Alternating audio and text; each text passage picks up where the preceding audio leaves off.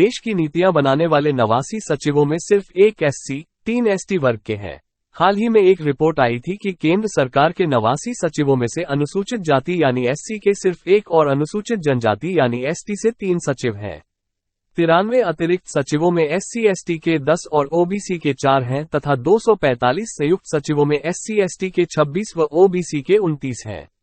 केंद्र सरकार ने 2019 से लेटरल एंट्री, पार्श्व भर्ती या चोर दरवाजे से नियुक्ति से निजी क्षेत्रों से संघीय मानसिकता के लोगों को सचिव, संयुक्त सचिव, अतिरिक्त सचिव व डायरेक्टर बिना किसी प्रतियोगितात्मक परीक्षा के नामित करना शुरू कर दी है, जबकि इस पद पर पहुंचने के लिए यूपीएससी की कठिन प्रतियोगी परीक्षा पास कर 15 से 17 वर्ष IAS की नौकरी करने के बाद यह अवसर मिलता है। देश में आरक्षण लागू होने की स्थिति कितनी खराब है, इसकी रिपोर्टें सरकारी आंकड़े ही साफ साफ बयान करते हैं। इस मामले में केंद्र सरकार के ऊंचे पदों पर तो स्थिति और भी खराब है।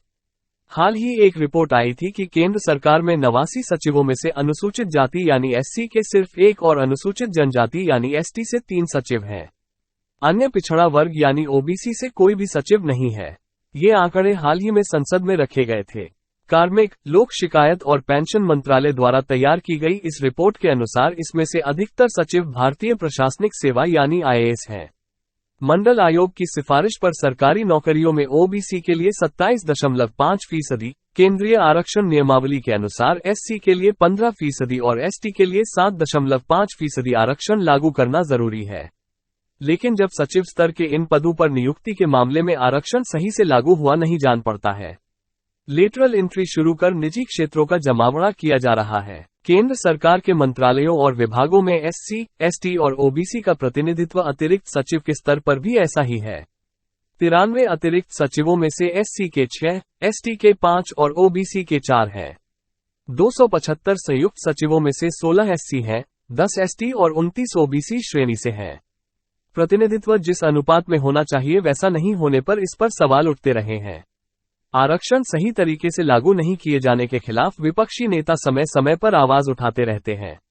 कांग्रेस नेता राहुल गांधी द्वारा संसद में महिला आरक्षण बिल पर बहस के दौरान सवाल पूछे गए। द प्रिंट की एक रिपोर्ट के अनुसार जब सरकार ने कार्मिक, लोक शिकायत और पेंशन मंत्रालय द्वारा तैयार इन आंकड़ों को संसद में रखा था तब तृणमूल सांसद दिव्येदु अधिकारी के सवाल का कार्मिक मंत्रालय के राज्य मंत्री जितेंद्र सिंह ने 10 जुलाई को जवाब दिया था। उन्होंने कहा था कि आरक्षण श्रेणी से आने वाले अक्सर ज्यादा उम्र में सेवा में आते हैं, इसलिए अधिकतर अधिकारी सचिव और अतिरिक्त सचिव जैसे पदों के लिए इम्पेनलमेंट किए जाने से पहले ही वे सेवानिवृत्त हो जाते हैं। मंत्री ने साफ कहा था। इसी कारण भारत सरकार में उच्च पदों पर उनका आनुपातिक प्रतिनिधित्व तुलनात्मक रूप से कम है। हालांकि उनके नामों पर विचार के लिए उपलब्ध आरक्षित श्रेणी के अधिकारियों में से उन्हें जितना संभव हो उतना ज्यादा प्रतिनिधित्व देने का प्रयास किया जाता है। अब राज्य मंत्री जितेंद्र सिंह की बात कितनी सही है, ये तो इस पर कोई रिपोर्ट आए तभी पता चलेगा, लेकिन दूसरे ऐसे मामले हैं जहां उम्र ज्यादा होने से असर नहीं पड़ना चाहिए और फिर भी SC, ST और OBC का प्रतिनिधित्व काफी कम है। ये है केंद्रीय विश्वविद्यालयों में नियुक्ति का मामला। 95.2% सवर्ण प्रोफेसर। हाल ही में एक अंग्रेजी अखबार को सूचना के अधिकार के तहत मिली जानकारी में इन सवालों के जवाब सामने आए।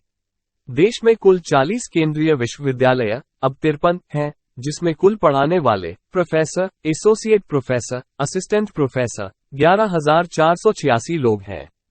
इनमें 1,125 प्रोफेसर हैं और इनमें दलित प्रोफेसर 39 यानी 3.47% हैं, जो कि 15% होने चाहिए थे।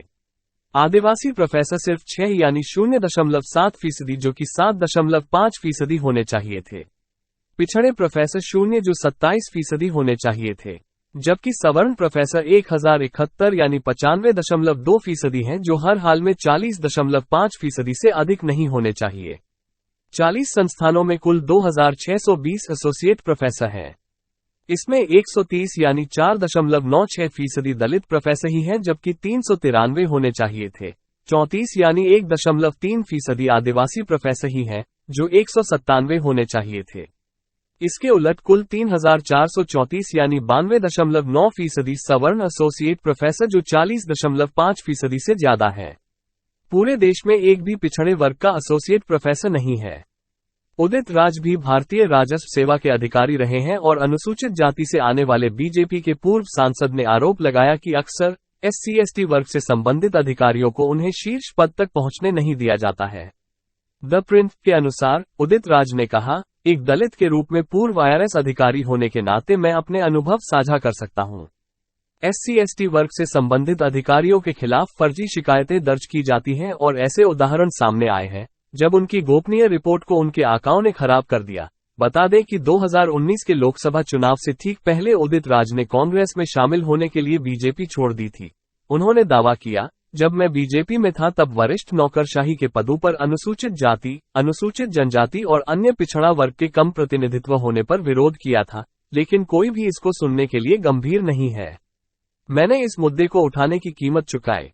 लेटरल एंट्री द्वारा 9 संयुक्त सचिवों की नियुक्ति में नहीं था आरक्षण। सरकारी नौकरियों में आरक्षण को कैसे खत्म किया जा सकता है, इसकी मिसाल देखनी है तो केंद्र सरकार में संयुक्त सचिव के 9 पदों पर लेटरल एंट्री द्वारा नियुक्ति प्रक्रिया को देखिए। संयुक्त सचिव के 9 पदों पर नियुक्तियों के मामले में यूपीएससी ने तो साफ शब्दों में कहा है कि डीओपीटी ने कहा था कि इस भर्ती मामले में कोई आरक्षण नहीं होगा। एक आरटीआई से मिली जानकारी से पता चला है कि साल 2019 अप्रैल में संयुक्त सचिव स्तर पर निजी क्षेत्र से प्रतिभाओं को शामिल करने के दौरान कार्मिक और प्रशिक्षण विभाग ने एक ऐसी प्रक्रिया अपनाई जिससे अनुसूचित जाति, अनुसूचित जनजाति और अन्य पिछड़ा वर्ग के उम्मीदवारों को आरक्षण देने की जरूरत ही नहीं पड़ी। डीओपीटी के सामने आरटीआई दायर की गई थी और इसने जो जवाब दिया है उसी आधार पर अंग्रेजी अखबार इंडियन एक्सप्रेस ने इसी साल जून में इस पर एक रिपोर्ट छापी थी। बता दें कि डीओपीटी ने 15 मई 2018 को एक परिपत्र में जिक्र किया था कि केंद्र सरकार के पदों और सेवाओं के लिए नियुक्तियों के संबंध में SC, ST और OBC के उम्मीदवारों के लिए 45 दिनों या उससे अधिक के लिए होने वाली अस्थायी नियुक्तियों में भी आरक्षण होगा। ये खबरें इस लिहाज से काफी अहम हैं कि सरकार प्रवेश स्तर पर ही सिविल सेवाओं के बाहर से लोगों को नौकरी पर रखने की महत्वाकांक्षी योजना बना रही है। तो क्या ये योजना आरक्षण की व्यवस्था को निष्क्रिय करने जैसी नहीं होगी? विधायिका में महिला आरक्षण विधेयक पर चर्चा के दौरान राहुल गांधी ने जब 93 संयुक्त सचिव में मात्र 4 OBC के प्रतिनिधित्व पर चिंता जाहिर किया तो गृहमंत्री अमित शाह ने कहा कि भाजपा में 29% OBC सांसद और केंद्रीय मंत्रिमंडल में 29 OBC मंत्री हैं। बताते चले कि उत्तर प्रदेश सरकार में OBC के 27 और 8 से 9 SC/ST के मंत्री, भाजपा से 90 OBC, 67 SC/ST के विधायक हैं, पर OBC, SC/ST के किस काम के, जब OBC, SC/ST आरक्षण कोटे की खुलेआम हकमारी पर इनकी जुबान नहीं खुलती। 69,000 शिक्षक भर्ती, अशासकीय स्नातक, स्नातकोत्तर महाविद्यालयों में प्राचार्य भर्ती, विश्वविद्यालयों में असिस्टेंट प्रोफेसर भर्ती, खंड शिक्षा अधिकारी भर्ती, आयुष विभाग में चिकित्सक भर्ती, नर्सिंग भर्ती, ग्राम विकास अधिकारी भर्ती, आई टेस्टिंग ऑफिसर भर्ती, वनरक्षक भर्ती, जूनियर असिस्टेंट, क्लर्क भर्ती आदि में उत्तर प्रदेश आरक्षण नियमावली अनुसार OBC, SC/ST को सीटें आरक्षित न कर खुलेआम कोटे की हकमारी की गई, पर किसी भी पिछड़े वर्ग और दलित वर्ग के सांसद, विधायक की चुप्पी नहीं टूटी। कैबिनेट सचिवालय में ग्रुप ए के 81 अधिकारियों में 2 OBC, 6 SC और 1 ST, ग्रुप बी के 109 अधिकारियों में 20 OBC, 6 SC, 6 ST वर्ग के अधिकारी हैं। केंद्रीय सरकारी सेवा के ग्रुप ए से सी में 5.12 लाख लोक सेवकों में 20.26% OBC, 17.70% SC और 6.72% ST वर्ग के हैं। केंद्रीय आरक्षण नियमावली के अनुसार OBC को 27%, SC को 15% और ST को 7.5% आरक्षण कोटा निर्धारित है। नीति आयोग में ग्रुप ए के 193 अधिकारियों में 15 OBC, 19 SC, 13 ST वर्ग के हैं। केंद्रीय लोक उद्यम विभाग के 30 अधिकारियों में 5 SC के हैं और OBC, ST का प्रतिनिधित्व 0 है। उच्च शिक्षा विभाग में ग्रुप ए के 221 अधिकारियों में OBC के 29, SC के 39 और ST के 23 अधिकारी हैं।